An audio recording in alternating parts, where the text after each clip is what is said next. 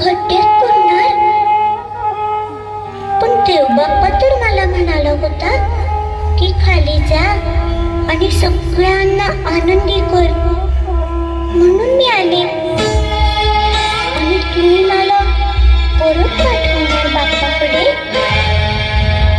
मी जाते बाप्पाकडे. मला सुद्धा ना देवबाप्पाशी खेळायला आणि ऋषी आजोबांची दाढी ओढायला खूप खूप आवडतं.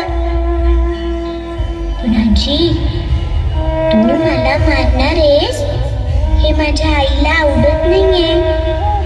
म्हणून तिला बांधून ठेवलं ना. पण आजी, मला सांग, तुला तुझ्या आईनं असंच मारलं असतं तर तू तरी जन्माला आली असतीस का ग? तू पण जन्माला आली नसतीस आणि मग बाबा पण आले नसते, हो ना? आणि मला सांग, आत्याला कसा ग जन्म दिलास मग तू? तुझी मुलगी होती म्हणून का? म्हणून माझ्या आईला वाईट वाटत असेल. बरोबर. चला चला, लवकर लवकर जाऊ दे मला देवबाप्पाकडे. बाबा, बाबा घ्या ना ते पोतं पटकन. आजोबा, आजोबा मला घरात यात आणि पुरा त्या खड्ड्यात. पण आजोबा, खड्डा नीट खणलायत ना? अरे देवा, महत्वाचं राहिलंच की. आजी, तू माझ्या तोंडात पोळा कोंबलाच नाहीस. विसरलीस आजी तू? विसरली आजी, विसरली. माफ कर हो पोरी, मला माफ कर.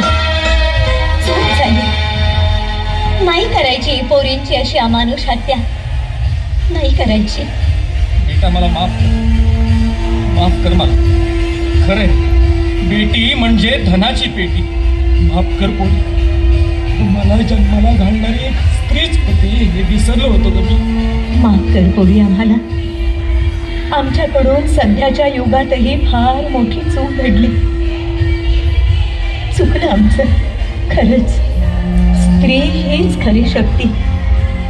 मंडळी, स्त्रियांचं कर्तृत्व, सहनशीलता फार मोठी असते. जिजाऊ अहिल्याबाई होळकर, सध्याच्या आघाडीच्या समाजसेविका सिंधुताई सपकाळ, माजी राष्ट्रपती प्रतिभाताई पाटील, सोनिया गांधी, लता मंगेशकर, आशा भोसले, सानिया मिर्झा, सायना नेहवाल, मेरी कोम अशी कित्येक नावं आहेत जी स्त्री शक्तीचं दर्शन घडवतात. मातृत्व, स्नेह, प्रेम, कारुण्य, त्याग असे कित्येक भाव दर्शवते ती स्त्रीच असते.